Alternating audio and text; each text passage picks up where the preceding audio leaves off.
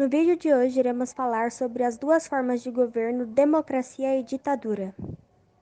Ditadura é um regime de governo onde o poder está concentrado nas mãos de um indivíduo ou grupo.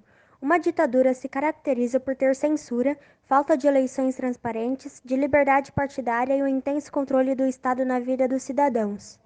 A ditadura é um regime antidemocrático que se baseia no governo de um ditador.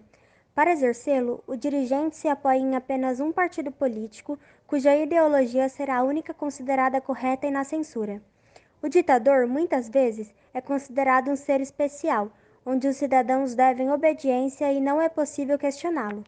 As ditaduras podem ser de direita, de esquerda, religiosas, monárquicas e etc. Inclusive, costumam utilizar recursos democráticos, como as eleições, para disfarçar seu caráter autoritário. Uma ditadura militar é aquela exercida por um militar ou grupo de militares. Na época moderna, o primeiro ditador militar foi Napoleão Bonaparte, quando se proclamou o primeiro cônsul da França, após o golpe de 18 de Brumário. Dessa maneira, o poder civil passou a ser exercido por um general que controlava todos os poderes na sua pessoa.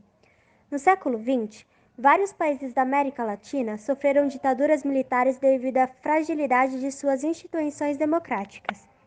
Na Europa, observamos este fenômeno na Itália, com Benito Mussolini, 1922 a 1943. Na Alemanha, com Adolf Hitler, 1933 a 1945. E na União Soviética, com Joseph Stalin, 1992 a 1953. Também na África e na Ásia, temos países que sofreram ditadura militar, como a Líbia, liderada por Gaddafi, 1969 a 2011, ou o Camboja, governado por Pol Pot, 1963 a 1979. Democracia é o regime de governo cuja origem do poder vem do povo. Em um governo democrático, todos os cidadãos possuem o mesmo estatuto e têm garantido o direito à participação política. Um sistema de governo que atua democraticamente deve abranger todos os elementos de sua organização política: sindicatos, associações, movimentos sociais, parlamento, etc. A democracia tem como princípios fundamentais a liberdade do indivíduo perante os representantes do poder político, especialmente face ao Estado, a liberdade de opinião e de expressão da vontade política, a multiplicidade ideológica, a liberdade de imprensa, o acesso à informação, a igualdade dos direitos e oportunidades favoráveis para que o povo e os partidos se pronunciem sobre todas as decisões de interesse geral, e a alternância do poder conforme os interesses dos cidadãos. A democracia direta é caracterizada pelo voto direto, onde as decisões políticas são tomadas diretamente pelo cidadão que expressa sua opinião sem intermediários. Esse sistema só é praticável em comunidades minúsculas e fechadas em si mesmas. O plebiscito é um instrumento de voto direto usado para a apreciação da vontade do povo sobre uma proposta que lhe é apresentada. A Constituição Brasileira de 1888 prevê que o povo poderá exercer democracia direta de três maneiras distintas: plebiscito, referendo e iniciativa popular. O país já realizou alguns plebiscitos, entre eles para a mudança do sistema de governo em 1963 e 1993 e para a proibição e comercialização de arma de fogo e munição em 2005. A democracia indireta ou representativa é um sistema democrático em que as decisões políticas não são tomadas diretamente pelos cidadãos. Cabe ao cidadão escolher representantes através do voto, que deverão zelar pelos seus interesses. No Brasil, os cidadãos elegem vereadores, cargo do Poder Legislativo Municipal, deputados estaduais, cargo do Poder Legislativo Estadual, deputados federais, cargo do Poder Legislativo Federal, Câmara dos Deputados, Câmara Baixa, senadores, cargo do Poder Legislativo Federal, Senado Federal, Câmara Alta, prefeitos, cargo do Poder Executivo Municipal, governadores, cargo do Poder Executivo Estadual e o Presidente da República, cargo do Poder Executivo Federal. A tripartição do poder entre executivo, legislativo e judiciário também é uma forma de garantir a democracia. Nela, cada uma das esferas se limita a se fiscalizar através do sistema de freios e contrapesos. Ditadura e democracia são regimes opostos. Na ditadura, a participação do povo não existe e as decisões são impostas pelo governo, de forma bastante autoritária. As necessidades e as vontades do povo não são levadas em consideração. Ou então o ditador diz que ele sabe o que é melhor para a população e, portanto, ele decide tudo. Além disso, em uma ditadura não existem eleições diretas, os direitos humanos são facilmente violados e a censura aos cidadãos e à imprensa é uma prática comum. Já na democracia, a participação popular é a base do regime. As decisões são tomadas pelo povo e em favor dele, considerando-se as necessidades e os benefícios que devem ser dirigidos aos cidadãos. Em um regime democrático, as eleições são livres, os direitos humanos são protegidos e a censura não existe, havendo respeito com a liberdade de expressão dos cidadãos. No período inicial da República, entre 1889 e 1894, o país foi dominado pelos setores militares. O chefe do governo provisório, Marechal Deodoro da Fonseca, assumiu a presidência em 1891, mas renunciou no mês de novembro. Foi substituído por Floriano Peixoto, seu vice, que obteve o apoio popular para radicalizar a luta contra os monarquistas. Iniciou-se então a chamada Primeira República ou República Velha, que compreende o período entre 1889 e 1930, e foi controlado pelas oligarquias agrárias de São Paulo, Minas Gerais e Rio de Janeiro, na chamada política do café com leite. Essa alternância de poder seguiu com presidentes civis até 1930. Não havendo acordo para a sucessão do paulista Washington Luiz, este indicou outro paulista, Júlio Prestes, ao cargo. Descontentes, os partidos do Partido Republicano Mineiro, PRM, compuseram a Aliança Liberal, que lançou para a disputa o gaúcho Getúlio Vargas, candidato a presidente, e o paraibano João Pessoa como vice. Em abril de 1930, a chapa de Getúlio Vargas venceu a eleição. Inconformados, os aliancistas se insurgiram na Revolução de 1930, que pôs fim à República Velha. A Era Vargas foi o período de 15 anos da história brasileira que se estendeu de 1930 a 1945 e no qual Getúlio Vargas era o presidente do país. A ascensão de Vargas ao poder foi resultado direto da Revolução de 30, que destituiu Washington Luiz e impediu a posse de Júlio Prestes, presidente eleito que assumiria o país. Ao longo desse período, Getúlio Vargas procurou centralizar o poder. Muitos historiadores, inclusive, entendem o período 1930-1937 como a gestação da ditadura de Vargas. Vargas também ficou marcado pela sua aproximação com as massas, características que se tornou muito marcante durante o Estado Novo.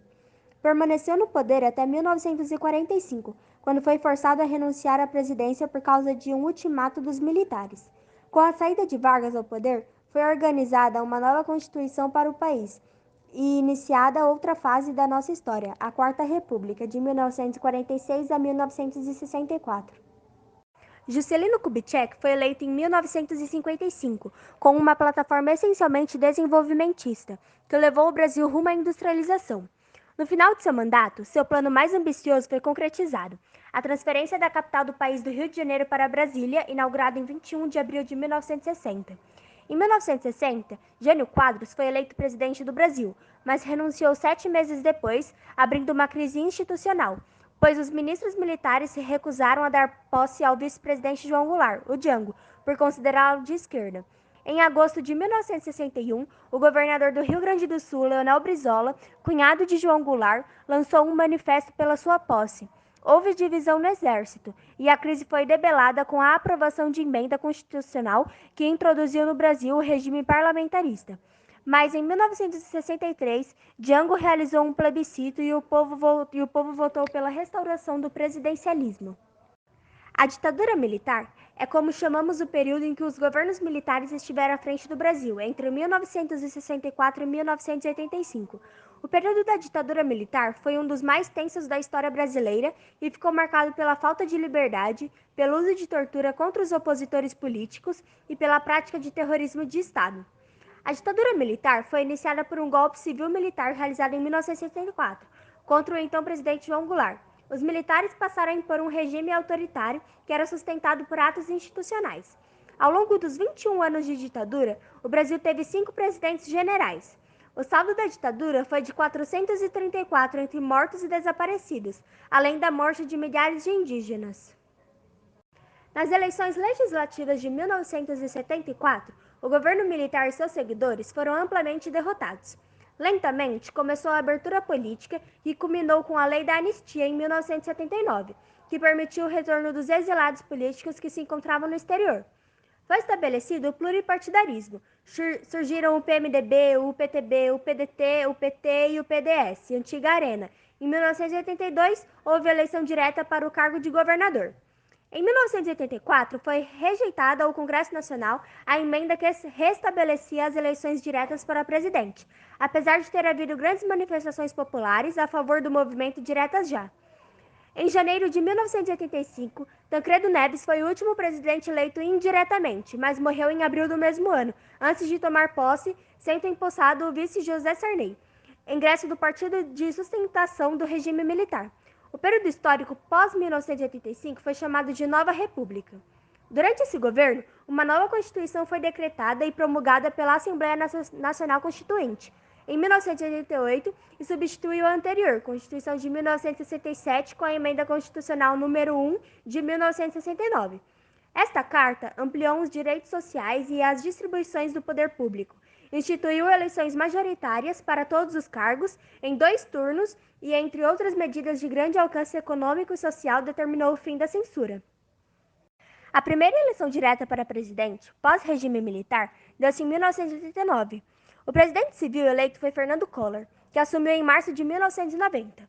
O Plano Collor, conjunto de medidas econômicas para conter a hiperinflação do período, confiscou a poupança e teve forte impacto negativo. Além disso, sucessivos escândalos envolvendo os principais membros do Poder Executivo desde o início do governo Collor emergiram, até que foi instalada em junho de 1992 no Congresso Nacional uma comissão parlamentar de inquérito, a CPI, para apurar os fatos. A população começou a se manifestar contra o presidente e, em setembro de 1992, a Câmara dos Deputados aprovou seu impeachment. Collor foi afastado da presidência no dia 3 de outubro, assumindo o vice Itamar Franco. Em 1993, por determinação da Constituição de 1988, foi realizado um plebiscito sobre a forma de governo, se república ou monarquia, e o sistema de governo, se presidencial ou parlamentar. Na ocasião, o povo brasileiro optou por manter a forma republicana e o sistema presidencialista. O 25º presidente do período republicano, Fernando Henrique Cardoso, tomou posse em 1995. Em seu primeiro mandato, em 1997, foi aprovada a emenda constitucional que permitia a reeleição em cargos eletivos do Executivo, presidente, governadores e prefeitos. No ano seguinte, Fernando Henrique foi o primeiro presidente reeleito do Brasil. Com isso, finalizamos o vídeo sobre ditadura e democracia envolvendo atos dentro do Brasil. Espero que tenham gostado e até o próximo vídeo.